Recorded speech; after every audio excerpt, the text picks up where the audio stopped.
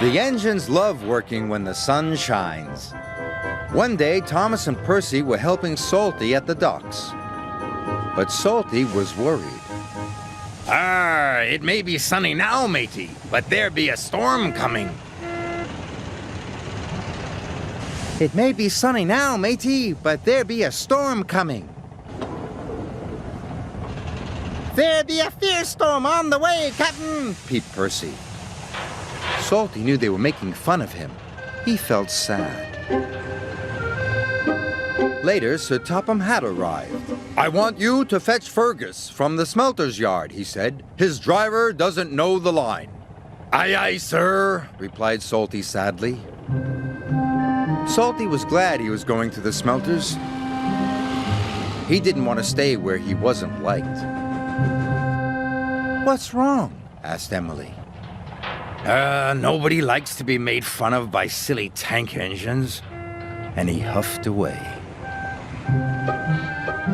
Emily knew she had to find Thomas and Percy immediately. "Those be dark clouds, matey," whistled Thomas. "There be a fierce storm on the way, Captain," peeped Percy. Emily was cross. "It's not nice to copy the way others speak. You hurt Salty's feelings." "We were just having fun," said Percy. "We'll say sorry to him," added Thomas. But Salty was nowhere to be found.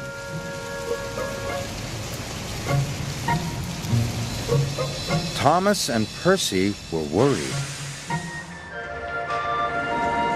Fergus was waiting for Salty when he arrived at the smelters. "Right on time," congratulated Fergus. Aye, but there's a storm coming, said Salty. "We must hurry." Soon they were hooked up and on their way home. Salty was right about the storm. It was a fierce one. The ships at sea depend upon the lighthouse to keep them safely off the rocks. But now there was trouble.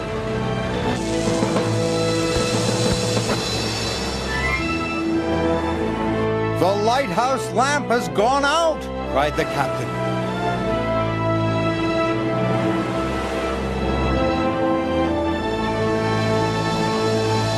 Salty and Fergus were fighting their way through the wind and rain. Then Salty saw a lantern ahead. The lighthouse keeper was waiting for him. "Our lighthouse lamp has gone out! Our generator is broken!" Salty had an idea. "Fergus has a flywheel. It could power the generator."